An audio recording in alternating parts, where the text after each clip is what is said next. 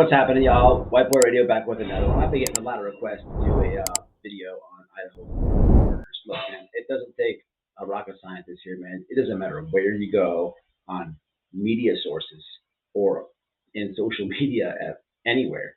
This case is everywhere. You can't get away from it. So on this video, I'm gonna break down three things. Okay, I'm gonna tell you what's gonna happen to old Bryan Kohberger. I call him Burger. Uh, because that's what's going to happen in prison. He's going to get a nickname. And his defense and my view on the case.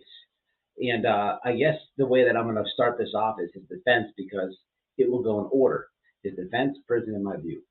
So let's get into it. Okay, so the first thing I want to tell everybody is you got a public defender. Okay. Now, like I said, it doesn't matter where you go, you're going to see this case, bam, in your face, right?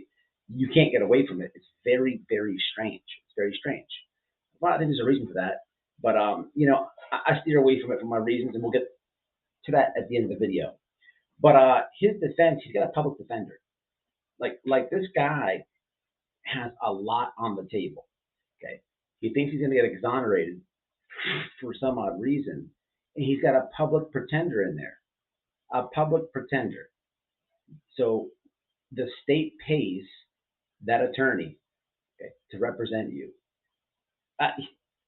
Whoever's watching this right now, if you haven't personally gotten in trouble, or you don't have any family members who got in trouble, friends, coworkers, you have to know somebody who has gotten in trouble in general. A public pretender, a public defender is the absolute worst thing you ever want representing you. The only way I would do that is if the case was so weak where you could basically defend yourself, but you legally need somebody to do that. Because otherwise, these people, they literally go to lunch with the prosecutor. I mean, yes, of course, that's what needs to be done, deals need to be done, but man, these people are way overworked. They have way too many cases on their hand. Way too many cases on their hand. And then in this instance, this guy, it's all over everywhere. So that public pretender has to now buckle down on his case. He's already overloaded, and everybody else has to take a back seat because it's got national, if not global, attention. And it's not like he's going to win in trial or he's not going to get exonerated. It's ridiculous to me. And the funny thing about this is his parents. I just saw a clip because you can't get away from it. I just saw a clip where he was in front of the judge, okay, and his family was there. Every one of his family member wore big, exaggerated masks, okay. And to my understanding, correct me if I'm wrong, but I believe that his family had to travel to attend said court appearance. You're letting the guy go in there with no lawyer, okay, nothing, butt naked, but you're spending money traveling, plane tickets, gas money, whatever it is. You're spending money to be present in the courtroom to have your family's back. You could have used that as a deposit. You don't have to have like 10,000 in savings to give to a lawyer. You can make payment plans. They'll work with you. Okay, as long as like a certain amount is paid before a certain date, you're good to go. Like that could have all been used for a lawyer, And don't get me wrong, I don't want this guy to get off. I don't think he's gonna get exonerated. I want him to rot in hell. But hell is hell and prison is prison. So let's get into that. I just think it's ludicrous that his family won't chip in to help him. But it should show you a lot about family dynamic, if that makes sense. At the same time, I don't know their financial situation. So hey, look, not everybody can afford a lawyer. But if any one of your family ever gets in trouble, get them. Find something other than a public defender. Personal advice, because I've been in the system. Now, because I've been in the system, I can tell you about prison life. Okay, I can tell you about killers. Yes, I've been to prison. Okay, yes, I lived around chomos. Yes, I lived around killers. Yes, I lived around gang members. Every single possible dirt shitbag of society I lived around because I was forced to be there. just as old Berger will be. But the thing about Berger is he's a scrawny dude. He's fragile. What's going to save him in prison is one thing and one thing only. We obviously know his family doesn't have money because he's got a public pretender slash defender. However, he's got a master's degree. Okay? He's an educated dude. People will argue, is he obsessed with crime? I'd say yeah on that, but he's educated. Okay, I don't have anything near a master's degree or anything of his intellect. Okay, I'm just being honest. But I have been to prison, and I barely got through high school. And what they did when I got there is they score you out on the SAT. Okay, somehow, some way, on a bus of 300 plus men, I scored in the top five on that SAT. And trust and believe, I was super rusty on the school test when I got to prison, but I still scored high. And what ended up happening is that they offered me a job to be a tutor. Yeah, tutor. Because in the prison system, politicians are always making legislation, and they want to push inmates to get a GEDs so they can look good in their suits. Trust me, I lived it and went through it. I was part of it. Um, they did it to me. I just wasn't with that shit because listen, I told the story. Go back and watch the video. One time, I'm sitting there and I'm tutoring this dude, and he whips his cock out. He starts jerking off to the 65-year-old lady teaching the educational course. I said, lady, okay. It's time for me to quit at this point. Okay. And the same dude, I gave him the calculator. He was so ignorant. He had a math test. I literally gave him the calculator to cheat because there wasn't a possible way I could teach him how to do math. Literally. So I gave him the calculator, and the same 65-year-old woman walked around and caught him cheating with the calculator that I was supposed to have in possession. You can't even make it up. You can't even make it up. But I didn't last too long in tutoring. The point is, it's not about me. He will absolutely score number one on the bus that he's going to go to. Okay? And the institution is going to put him in either two things: tutor to get young kids GEDs, or number two, law library, so he can learn the law. That is one, I would bet my life on that. There's no sense. It doesn't matter how much time you have. It doesn't matter how many people you killed, or if you got caught with drugs, or if you robbed. It doesn't matter. That guy is going to go in either or of those jobs, and that's what he is. That's his prison job. Now, the people that are doing GEDs, they don't have to work. That's their equivalent of a job. Okay, that's what that guy's going to go to. Now, that's his only positive. Okay, that's his only positive. Here's why it's a positive. Mr. Berger, he's not going to be going to yards. He's not going to be going out in the yard a lot, or he's not. He's going to be away from inmates for the majority of the day. Okay, because that is a long that job. It's taking a minus in the prison system. Okay? For example, in the time that I was a tutor, it sucked. I like to work out. I want to be in the yard around other dudes and stuff like that. I want to go hang out with the bros. Okay, it's almost like a check-in move and a safe move from him, because if he utilizes it right, he'll stay away from other inmates, which would be the best thing possible. Because, like I said, inmates give you nicknames. I already know his nickname's going to be Burger. And here's the thing: in the prison system, in the prison system, you may not agree with what I'm about to say, but it's the truth. Some people who kill people are honored. They get a pass. They are looked up to. An example of this would be um, a guy who's doing time for a murder, and he killed a informant. So in this example, he's not looked down on like society would look down on him.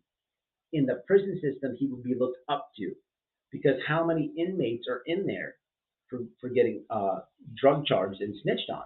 Okay, so he's like um, up the level of respect, right? But with serial killers and people like that, if his nickname isn't Burger, it's going to be um, Oklahoma City Bomber, 100%. And he's going to have to wear that. And here's where the mix up comes in. He'll be safe being a tutor, but he can still get got. Anybody can get got. You're not even safe in confinement. It is a place of bullies, testosterone, and every lower part of society. It's a town. It is a society within a society with its own rules and laws, and he will get touched. What's going to happen is he doesn't have money. He's a public defender. Okay, he doesn't have money, but he has that clout in prison. He's famous for the wrong reason. He's looked at with having four bodies. So they're going to look at him. And for the average gang member trying to move up into the gang system that's crashing out or whatever else, they're going to look at him and make an example out of him.